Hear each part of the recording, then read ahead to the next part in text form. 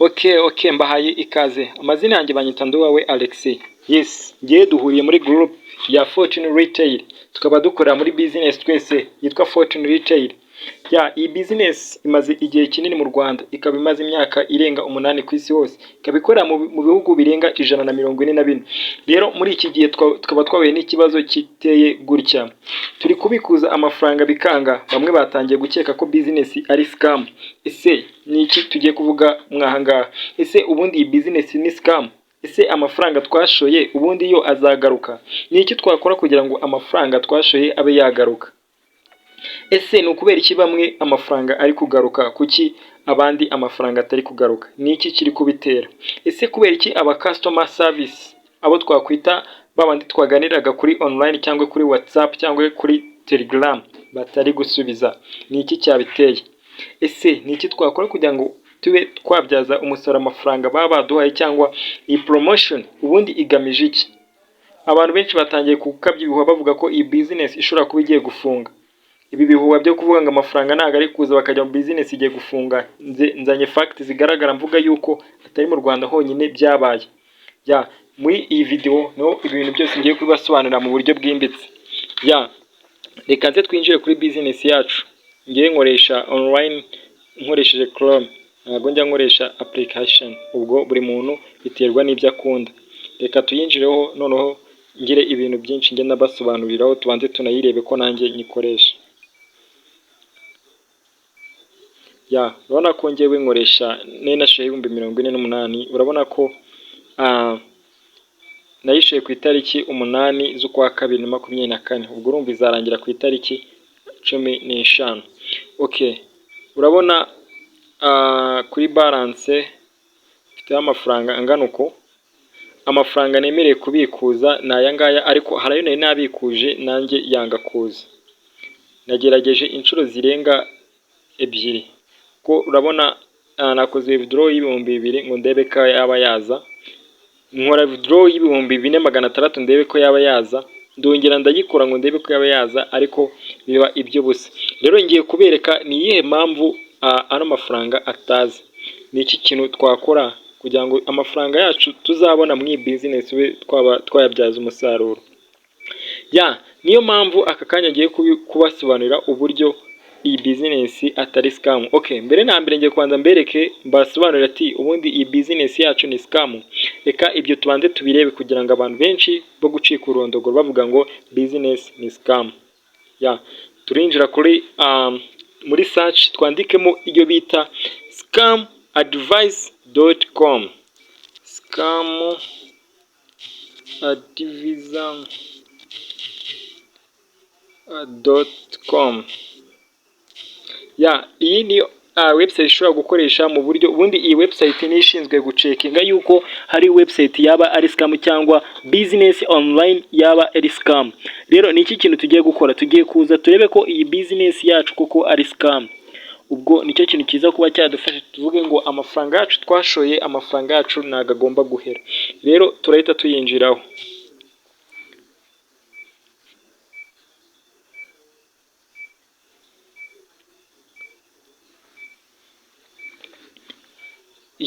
Of course tukimara kugera aha ngaha harahita haza icyo cyo kuvuga ngo ni hehe turi busacinge business yacu kari scam. Turahita tuza hano muri search. Tuza muri search turaza twandikemo business yacu ko yitwa Fortune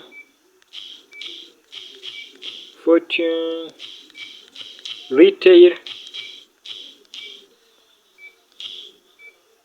fortuneretail.com. Ibi bidufasha ikintu kugira ngo tubashe kuba twashyiramo ino business ni nk'ibyo twakwita domain.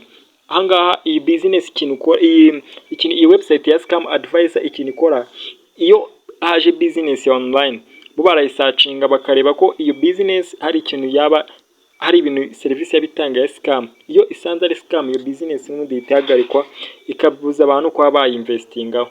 Nibyo rero tugiye kureba. Turahita tuza tuyisearching. Kandi ikiza iyo umenye ko business ari verification ibaye successful. Ahangaha rero urana baratubwiye ngo Fortune Retail is not valid website. Okay. Urabona ahangaha nashyizemo Fortune Retail yanditse urabona ko hari harimo akanya. Tugiye kwandika Fortune Retail ya nyayo nyine byegeranye. Fortune Retail.com fortuneretail.com. hano hari hajemo akanya kandi domain ntabwo igomba kuba irimo akanya. Tuhite tuyisacinga then iyo bita fortuneretail.com. hano barahita bakubwira ngo fortuneretail.com reviewers. nyine ahangaha babanje kuyicekinga is fortuneretail.com is scam or legit. hano bari kuvuga ngo Fortune Retail ni scam cyangwa ntago ari scam. Ahangaha rero hano bari bashyizeho ngo the trust rating higher may be safe. nyine ikigero bashyizeho cy'uko iyi business ishobora kuba iri scam cyangwa atari scam. hano urabona ko ifite trust score, ifite icyizere cy'uko iyi business atari scam 100%. rero icyo nakubwira iyi business ntago ari scam. noneho hano hari uko abantu baba bayiyumvamo nyine. What is your feeling about Fortune Retail? ni gute abantu bayibona?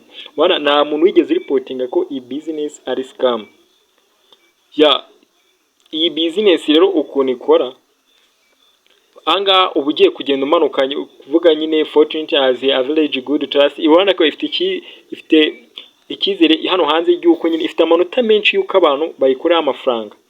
nyine ubu nawe uraza kugenda uze gucekinga ugenda ureba uburyo bimeze. unabanza kukwereka uburyo iyi Fortune Retail atari scam. urabona nka positive highlight nk'ibintu byiza nyine bigaragara kuri Fortune Retail. dore ngibi byose uraza kubibona, uraza kuza ubyisobanurire. rero ama negative ashobora kuba yigaragaraho baregiye basanga n'ubundi ayo negative impact nta nimwe iyihamye. we could not analyze the content of the site. nyine ubundi ma business online iyo ari scam aba afite ama email yandikiraho umuntu ukageraho ikatwandikira email ikagusaba ibintu ugomba kuza mukaba mwakora communication. ariko iyi business yo ibyo bintu ntabyigira. ibyo ndi kukubwira ngo iyi business ntago ari scam. reka dusubire kuri business yacu rero mbasobanurire ikintu gituma business yacu itari scam n'uburyo amafaranga yacu dushobora kuba twayagarura. nicyo kintu ngiye kuhita mbasobanurira. urabona ko turi kuri business yacu sibyo. ubundi kugira ngo ubundi zino activity babazanye z'ama VIP ese twemererwa kuyabikuza ryari? ano mafaranga tuba twashoye hano muri zino activity ntago uba wemerewe kuyabikuza please. ano mafaranga business ikore. Okay, urugero rwiza icyo bita bonds, impapuro mpeshamwenda uzi ukuntu zikora. leta uyiha amafaranga ikaguha izo mpapuro ikakubwira ati izi mpapuro nituramuka tutakwishyura uzaba wazigurisha. noneho ni mwubwo buryo ino business ikunze gukora ibyo bintu. muri Nigeria ndaza kwa amakuru naho yarabikoze ifata ikagabanura igiciro kubera ko ibikeneye. ubundi iyi business ndaje mbanze mbaha amakuru ukuntu avuga no muri Nigeria. ubundi iyi business ukuntu ikora, iyo washoye amafaranga muri activity hano urabona ko batanze bonus uburyo amafaranga we ashobora kuba yagaruka. rero ikintu bakora baguha izi bonus kugira ngo ubone amafaranga uba wakwinvestinga, noneho babone amafaranga bakoresha muri business yabo bayagura. rero barayaguha kugira ngo ube wakongera investment yawe, ube wabasha kuyishura kugira ubashe kuyabikuza. please munyumve neza, umuntu washoye ano mafaranga wese ano mafaranga ntabwo yemerewe kuyabikuza. ikintu ugomba gukora ugomba kuhituza ukayashora muri izi kuko nk'ubu ngubu nk'umuntu amafaranga yaje uyu munsi ugomba kuhituza ukayashora muri izi business za activity kugira ngo akuzamurire capital nini. then izi activity nizirangira uzahituza uyashore muri izi business muri izi VIP zo hasi. aya mafaranga yo hasi niyo uzaba wemerewe kuba wabikuza kuko ari amafaranga. ntago business nawe nuko ubibona ntago ari amafaranga abaho, ari amafaranga ni mu nyandiko, ntago ari amafaranga, ntago yahita ijyaguha. ni iki kintu kiri gutera yuko abantu batashoye mwaha muri izi activity bo batari kubikuza? ni ikihe kintu kiri kubitera? ikintu kiri gutuma bano bantu batemererwa kuba babikuza. urugero rwiza, ese uramutse ubana n'umwana mu rugo sibyo, uramutse ubana n'umwana mu rugo muri abana babiri, umwe bakamugurira inkweto undi ntibamugurira inkweto, byagushimisha?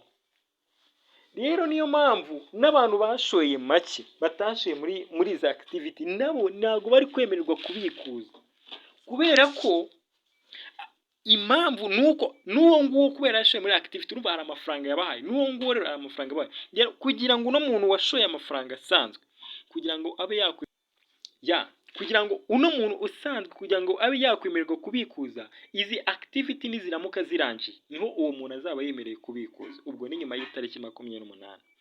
Please bishobora kuza mbere nyuma y'amatariki 15, ariko icyiza nuko iri tariki ya 28 ariho bavuze ngo bazakora conference, nubwo abantu benshi batari kubivuga rumwe bari kuvuga ngo ni scam, ariko ibyo bintu ngiye nta makuru mbifiteho, ahubwo naza kubatohoreza mwumva ko ibyo bintu koko atari scam.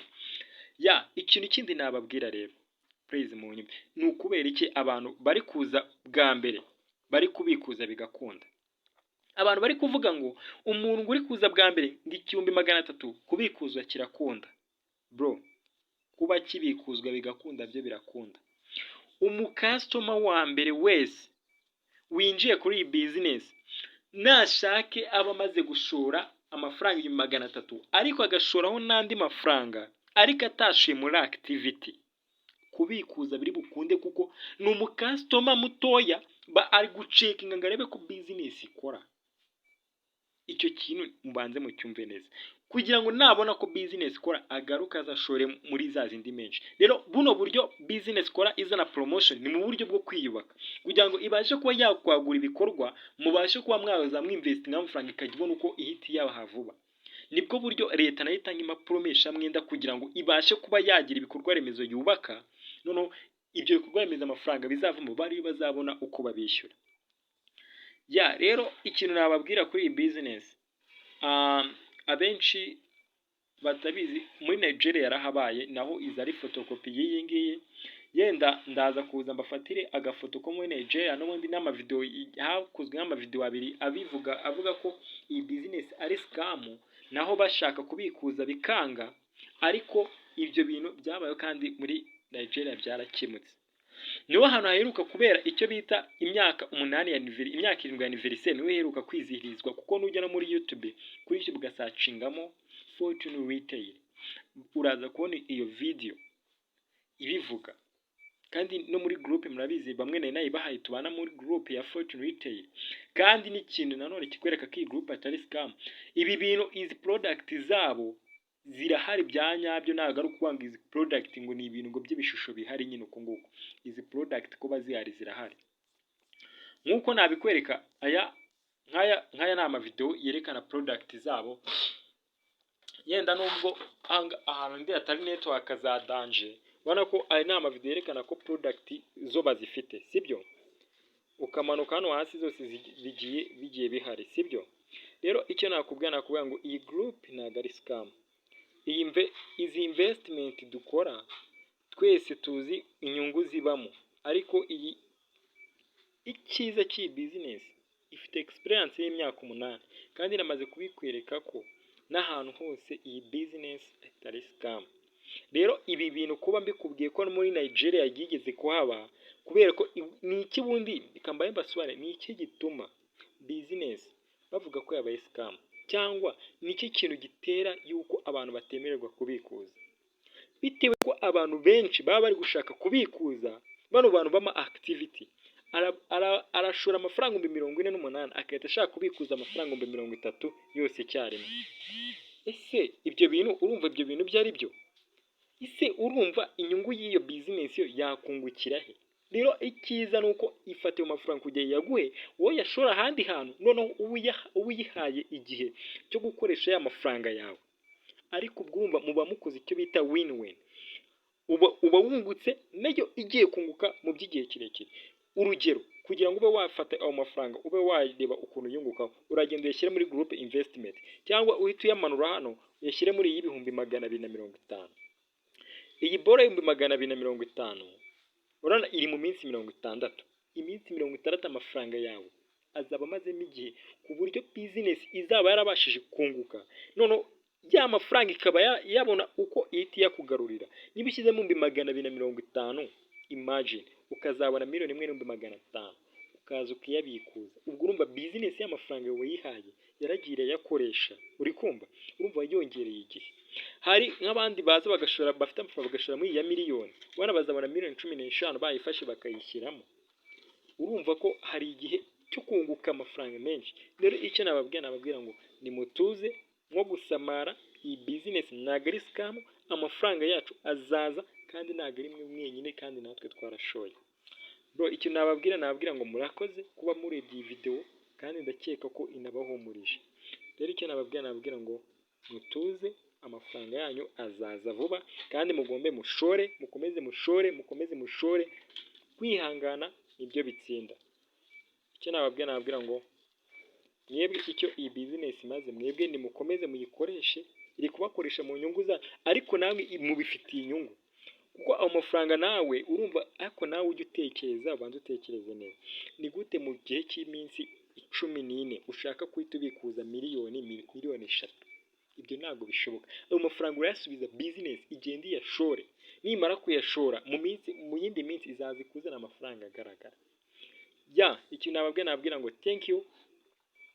Niba bishoboka mwakunze iyi video, kube wakanda subscribe, dukomeze kujya dutera imbere.